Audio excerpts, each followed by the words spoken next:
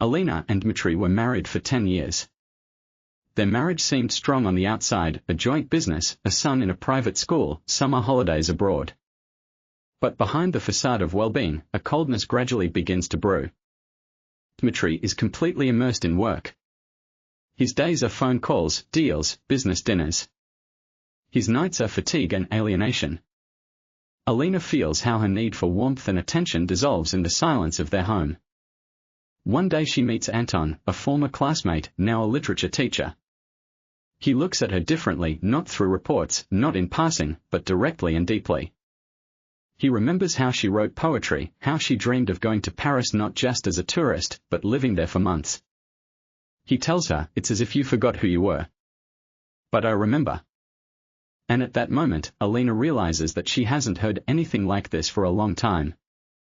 Chapter 2, Borders. After that meeting with Anton, Alina seemed to wake up. He invited her to an exhibition, something about modernists and searching for oneself. She hesitated at first, but eventually went. Dmitry was delayed by negotiations and her son was spending the night at his grandmother's. Everything was going too easily, as if the world had given her a free evening. They walked slowly through the exhibition. Anton talked about art and looked at her, not at the paintings. She caught herself smiling more often than in recent months. Afterwards, they went to a small cafe on Patriarch's Ponds, where they ordered wine, although neither of them had planned it. The glasses touched, and this seemed much more intimate than any touching. "Are you happy?" he suddenly asked, quietly, as if afraid to destroy the illusion. She fell silent. The wine warmed her. Her heart beat quickly, as in her youth. "I live right," she said. "Probably it is not the same thing." Anton did not answer. He simply took her hand, and she did not pull it away. Chapter 3, Threshold. They started texting. Innocently, books, poems, thoughts about life. But with each passing day, Alina waited for these messages like a breath. They texted even when Dmitry was nearby, busy with his laptop, with a glass of whiskey in his hand. A week later, Anton invited her to his place. "I'll cook dinner. Just come over." And again, everything coincided. Dmitry flew to St. Petersburg for 2 days. The child was with friends. She said to herself, "Let's just have dinner." But she took a red dress and perfume that she hadn't worn for a long time. The dinner was simple, pasta with basil, a glass of wine. They talked about music, about how she had stopped writing poetry because she had no time. Then there was silence. "I don't want you to leave," he said, not touching, just looking into her eyes. She didn't answer. She just walked up to him and kissed him. Chapter 4, No Return. The night was tender and painful at the same time. She didn't feel guilty yet. It felt like she had regained a long-lost part of herself. But in the morning, as she dressed in silence, she felt the bridge behind her catch fire.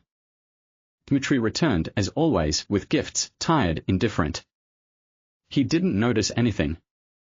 But Alina noticed a change in herself. She could no longer live in the same shadow. Anton was no longer just a man she had a relationship with. He became a symbol of the fact that she no longer agreed to be correct. Chapter 5, Conversation. A month later, she told Dmitry the truth. Without accusations, without tears. "We have nothing. We are partners. I became needed by someone, not only as a mother and a wife, but as a woman." He didn't scream. He just sat down. His face darkened.